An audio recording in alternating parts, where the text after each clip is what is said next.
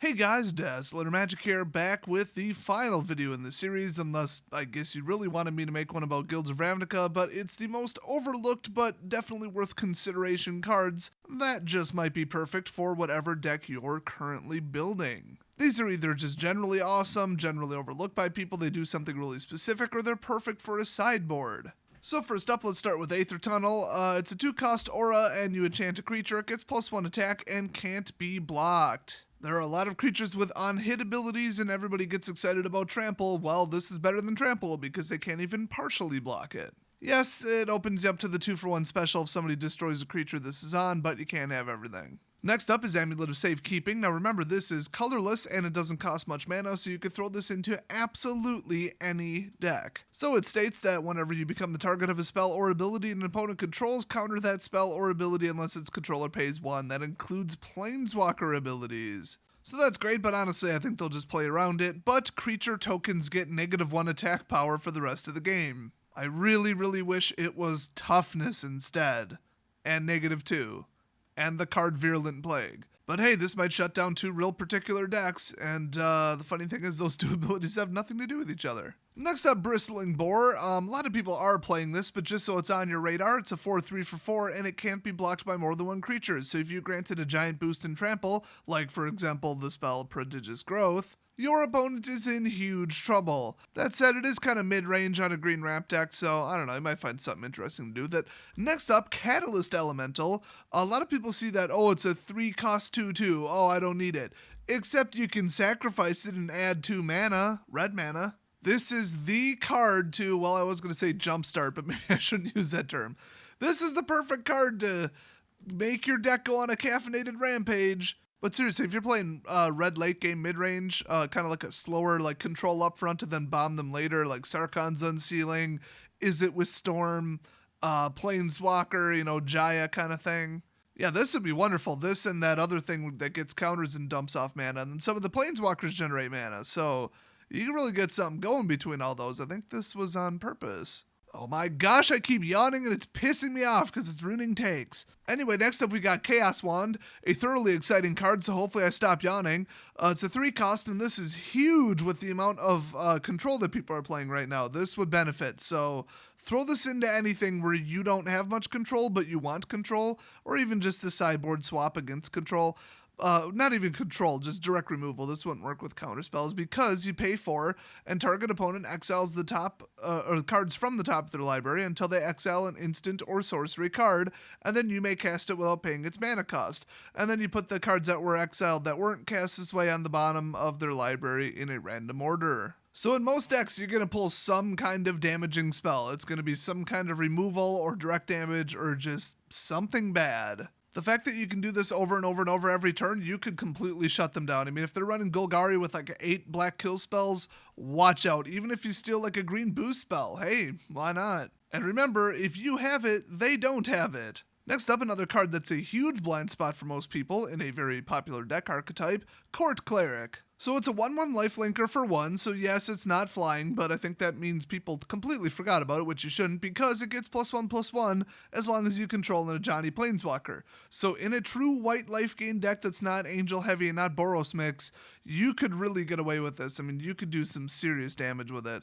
I would probably put this in instead of the 2/2 Vampire with lifelink for 2. You need to save that mana for the Dawn of Hope triggers. Next up, Crash Through. As a person who has watched every single episode of Stargate SG-1 that exists, I can tell you those are definitely space Egyptians. And yes, this was in the Amonkhet block, so it's back for some reason. It's a 1-cost sorcery, and all creatures you control gain trample until end of turn, and draw a card, which might be, Sure Strike or some other ambush boost. A 1-cost spell that replaces itself, that is a cantrip. So if you're running the right kind of deck, which is just anything with big aggressive creatures, this will just destroy your opponent, plus you get to replace the card. Next up, Declare Dominance. It is a 5-cost sorcery speed spell, but, is what it is. Target creature gets +3/+3 until end of turn, and all creatures able to block it this turn do so. So that means everything else automatically hits. That is almost more important. So to give this to a Death Toucher would be just absolutely insane. It's basically a board wipe at that point, and yeah, it costs 5, but I mean, it's in a ramp color, so Yeah, if this would be kind of a fun little ambush card and you need, on-hit triggers to go off or something, yeah, go for it. Next up, we've got Demon of Catastrophes. I didn't immediately want to put this one on the list, but it is only 49 cents, so apparently not that many people are playing it. But if you're playing Saprolings, you should. I mean, this is the classic Saprolings card, which is funny because it's a giant flying demon. But hey, in order to bring this out, it's a 6/6 flyer with trample for 4. You need to sacrifice a creature, which means that if you have nothing on the field, you can't bring them out. But Saproling deck or anything with a death trigger deck or, that infinite loop skeleton thing, it's not really infinite, but close enough. I hate that deck. Either way, if you've got creatures to spare and you benefit from them dying or you just would rather trade one for this thing, go for it. Next up, another part of that combo deck, Desecrated Tomb. It's a 3-cost artifact, which is a little much, but hey, whenever one or more creature cards leaves your battlefield, your graveyard, not your battlefield, create a 1/1 black bat creature token with flying, and I've seen people absolutely flood with Reassembling Skeleton. There are actually quite a few creatures that come back from the graveyard. This would probably go perfectly in like one of those all skeletons and zombies get death touch kind of deck. Next up, classic card, Double Cast. Whenever you cast your next instant or sorcery spell this turn, copy that spell. This is really good for Banefire because it would copy the X value. But honestly, even just like a lightning strike is good. You gotta line stuff up perfectly and you have to kind of arrange your hand to make this work, but it could be really good in the right circumstances, especially with something really dumb like, I don't know, I was going to say Star of Extinction, but that would be really dumb. Next up, Dwarf Priest. It's a 2/4 for 4, so, well, okay, at least it's 4 toughness. But when it enters the battlefield, you gain 1 life for each creature you control. Wouldn't that be fun in green-white token dump? Any kind of crazy Selesnya deck would benefit heavily from this, and this will keep you alive for a while. I mean, he won't do anything to let you win the game, but he could be gaining 10-12 life easy. Also, in just the mono-white Resplendent deck, you could just trigger Resplendent just by casting him. He's not bad for white-black vampires either, so keep him in mind if you don't really have much of a high curve already. Next up, a card that's just fun, Explosive Apparatus. You throw it out for 1, so hey, pay 3, sacrifice, and it deals 2 damage to any target. That could be a finisher, that could be a creature that's annoying. It's just, this being on the field is going to make your opponent second guess and play differently the entire game. I mean, you can take a Planeswalker out with this thing. I mean, it's really, really, really funny to throw this out and just let them squirm. There's better removal in almost every color, but if you were to do something that cares about the number of artifacts you control in play, this would definitely be worthwhile. Next up, Ghost Form. I don't know why more people aren't playing this. This card's crazy. I mean, a lot of people are playing the tap stuff, but, well, this is almost as good, if not better, actually, in some cases. So up to 2 target creatures for 2 mana can't be blocked this turn. Wow. An auto hit on 2 for 2, you could just win the game. Just straight up, single-handedly win the game with this one card. Next up, Hungry Hippos, Hydra. It costs 1+X and it enters the battlefield with X/1/1 counters on it, so typical Hydra. Also, it can't be blocked by more than 1 creature, which is hilarious.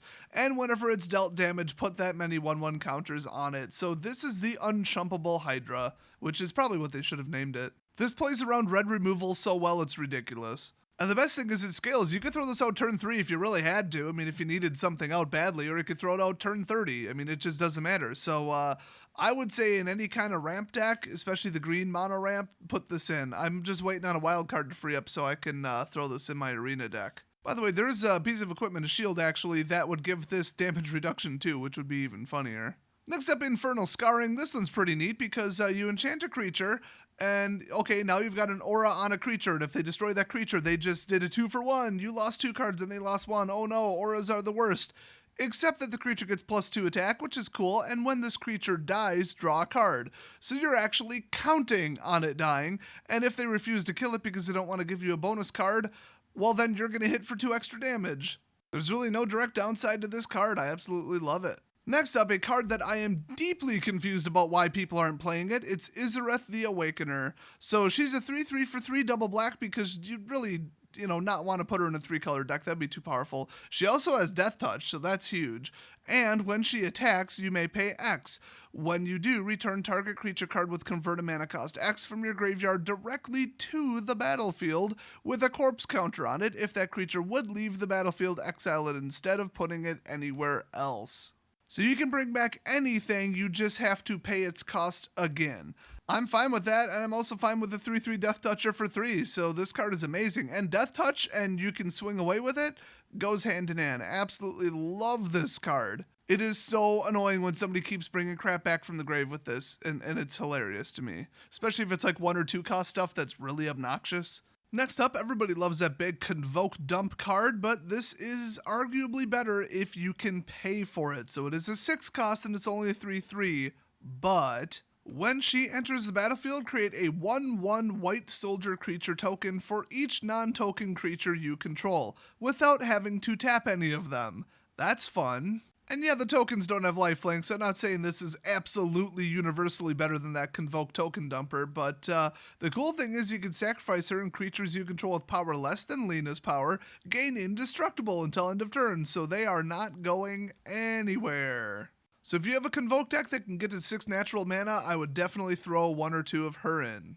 Next up, another card that I think people should probably consider, it's Liliana the Necromancer, which is like the cheapy, Planeswalker version of the actually good one. But this one's pretty good too, because, it only costs 5. It comes up with 4 loyalties, so that sucks, and you can only +1 it, whatever. But target player loses 2 life.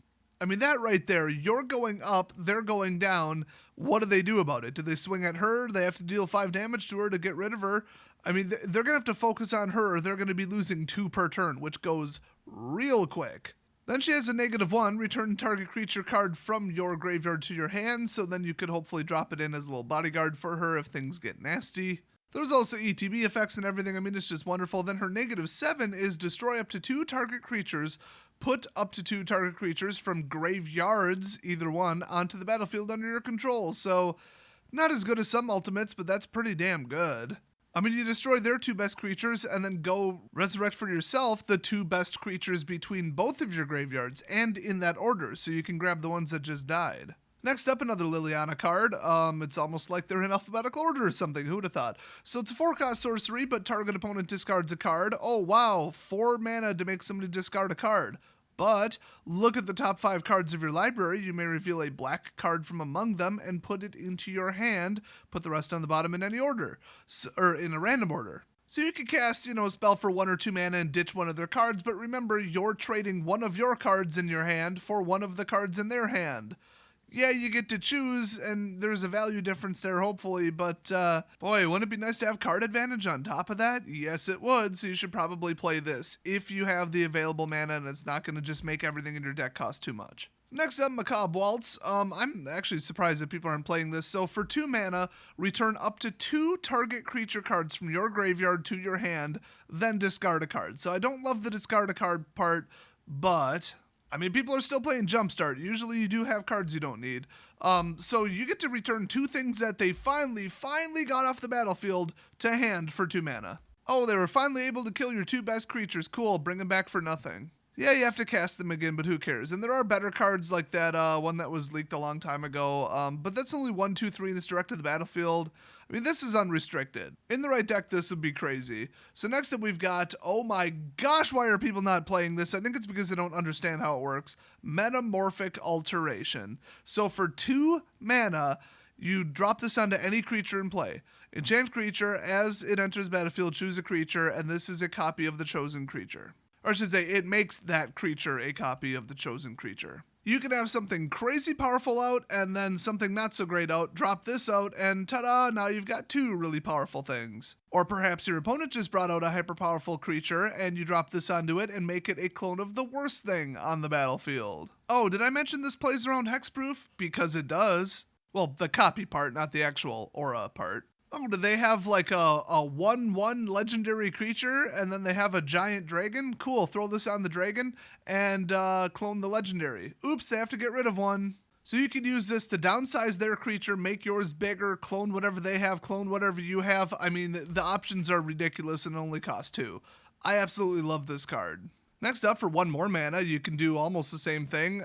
This is a standalone creature, so it's kind of better because you can just throw this out without a target and you don't have to lose, one of your maybe important creatures to sort of upgrade it. But of course they had to put a downside on it because otherwise that would be insane. So it can only enter the battlefield as a copy of any creature you control. So this is only good if you have really good stuff in your deck that also isn't legendary. And the flavor text on this card is the life of a shapeshifter is one of constant change. Wow. So if you have an insanely damaging, super good, crazy creature that maybe costs, 5, 6, 7, something like that, or just something with a crazy on-hit trigger, or just something absolutely crazy, throw this in because you have 2 of it. In fact, your deck would almost have to have more than that because the odds of 4 cards matching up with 4 cards, even one at a time, not very high. I think it's in the 15 to 20% range for like a game that goes to turn 8 with no draw assistance. But in a duck and cover deck, this would be hilarious. Or just run Entrancing Melody and steal your opponent's best creature and then clone it. Next up, there's Thirst. A lot of people are playing black-white life gain knights or hybrid vampires or, black splash, mostly white life gain with Resplendent. If that's you, put this card in. It's a 1-cost instant speed removal. So first of all, you gain 1 life. You know they did that for like a Johnny's Pride Mate and all kinds of life gain triggers. Secondly, target creature gets -X until end of turn, where X is the amount of life you gained this turn, which is usually a lot. Oh, did you just block a 4/4 with your 2/2 lifelinker? Cool, cast this and it's dead. That's the thing, you don't have to outright kill something, you can just shrink it, especially in the middle of combat, and that's it. They're dead. This even plays around indestructible. I absolutely love it. Oh, and by the way, because of the way it's worded, it will always be -1 minimum because you just gained 1 life before the second part of it resolved. Next up, Novice Knight. This is a fun card because it's a 2/3 for 1. Hello! It's a defender, but who cares? It's going to kill everything. And as long as it's enchanted or equipped, it can attack as though it didn't have defender. So you can either leave it there as a monument to value being a 2/3 for 1, or, throw a sword on it and go to town. This card is amazing. It's also a human and a knight. Holy crap, why are people not playing this? I mean, seriously, I've maybe seen 1 or 2 people play this on Arena. I don't get it. Next up, a card that people are starting to come around to, it's Open the Graves, a 5-cost enchantment. So, okay, that's not doable in every deck, but whenever a non-token creature you control dies, create a 2/2 black zombie creature token. This is also another part of that pseudo-infinite combo. Reassembling Skeleton, you already know what it does. Then Ravenous Harpies so that you can sack a creature at will. A lot of Kidnapper spells in this one too. It's very mean. You can put a counter on it. And then Open the Grave so that every time it dies you get a black zombie. And they run Active Treason in that deck too. It's usually black-red. Sometimes blue though. Next up, one of the best cards in all of M19, Poison Tip Archer. It is a 2/3 for 4, so okay. But it has reach and it has Death Touch. So there goes anything that tries to win in the air. This stops Resplendent, it stops a Demanding Dragon. I mean, it's absolutely fantastic. So, whenever another creature dies, on your side or theirs, each opponent loses 1 life. So, this might as well have 10 attack, because that's the equivalent of what it's probably going to do in a given game. If you're running Sapperlings, run this card, period. There's no ifs, ands, or buts, run this card. Run 4 of it. If they have 8 life left, and you have 8 Sapperlings out, there's nothing they can do. You're either going to swing and kill them, or you're going to swing and they're going to block and then you're going to kill them because they died. I mean, there's nothing they can do except for like settle the wreckage and, exile this first or, whatever. But yeah, I win almost every game with this card. I mean, it's just so stupidly overpowered. This card can also enable you to win the game with a Ritual of Soot, so don't forget that. Next up, Regal Bloodlord. It is a 5-cost, so it's not for everyone, but boy is this good in certain decks. It's a Vampire Soldier, unfortunately not a Knight. It is flying, and it's a 2/4, so not a lot of damage, but at the beginning of each end step, if you gained life at all this turn, create a 1/1 black bat creature token with flying. That can get really annoying really quickly. They're flying, so they're probably going to hit, and they are never going to stop coming, especially if you pair this with a Johnny's Welcome or the Fountain. I mean, you can guarantee that you gain life every turn. Next up, Remorseful Cleric. Just don't forget that this exists. It's a 2/1 for 2, so you get to pound them in the air for 2 mana. That's huge. And then also, you can sacrifice it and exile all cards from target player's graveyard. So, I would say this is probably, it's hard to make the call because Sentinel's Totem, but I'm going to say no still. It is the best graveyard clearer in Standard right now. Sentinel is cheaper, faster, and colorless, but this hits them in the air the whole time that you don't need it. Well, don't need it to clear a graveyard. I mean, yeah, so 2 damage in the air for 2, that's early, and it'll just kill Jumpstart, it'll kill Undergrowth, it stops everything. Next up, Rise from the Grave. This card was somewhat popular in Eldritch Moon, or maybe it was Shadows, whatever it was in. Hell, it could have been Origins, I don't remember. But what I do remember is self-milling Eldrazi and bringing them back. And you might think, okay, that's what this is designed for, and it costs 5, which is ridiculous. Because, well, you can put target creature from a graveyard anybody's graveyard onto the battlefield under your control. That creature is black zombie in addition to its other types. Cool. So you take the biggest, baddest creature that either got milled or discarded or killed and bring it back under your control permanently. If you've been watching my live streams, you know that this is a crazy good card. I've stolen people's Niv Mizzets. I've stolen people's Demanding Dragons. That one's funny. Yeah, any kind of ETB. Hilarious. I've stolen Gulta. I mean, you throw 1/1 Death Touchers out, some removal spells. I mean, this is in my Dimir deck as well. You can put it in red-black, you destroy some stuff, and then bring it back, and you're going to win, because you have your choice of the best creature that is in any graveyard among all of them. Next up, another pretty crazy card here. It's Satyr Chanter, costs 3, and it's a 2/2, but whenever you cast an enchantment spell, draw a card, and unlike the other ones, it doesn't have to target him. So that's any regular enchantment or an aura, so if you're playing those real heavily, ooh, that unlimited draw triggers that you don't have to tap, you don't have to pay mana for, none of that. Better than Dawn of Hope, better than, well, really almost anything else. Beast Whisper is better than this, but other than that, yeah, don't forget about this card if you're going enchantment heavy, especially an aura deck. It's a shame aura decks are garbage right now because of the level of removal, but it is what it is. Next up, one of my personal favorites, Switcheroo. I built an entire deck around this. Yes, I'm working on the deck tech, get over it. So this just exchanges control of 2 target creatures. So preferably one you control and one they control, and that artwork is exactly what you're probably doing. Here, have a turtle. I'm taking your giant super weapon. I usually end up trading like a Thoughtbound for like something actually good and then just pounding them with it. This is very situational, and you have to have something very worthless in play, which then, like, why did you build the deck? But, you know, even Wall of Mist, the 0/5 Defender wall, you could trade that. You can just trade some stupid token, some Merfolk token or something, I don't know, a Thopter token. I mean, there's a couple things you could do. But this is just devastating. I mean, you can't swing with it because it'll have, well, Summoning Sickness is really Side-Switching Sickness, which neither one of those are an official term. But still, you could win the game single-handedly with just this one card. Next up, one of my absolute favorites, Transmogrifying Wand. I love this thing. And of course, everybody calls it the Oxifier or the Wand of Oxidization. So it comes out with 3 counters. You can pay 1, tap it, not instant speed though, I hate that. And you can turn one of their creatures into a 2/4 Ox, which it actually, you kill the creature, it leaves play, and then you create an Ox. That is very important.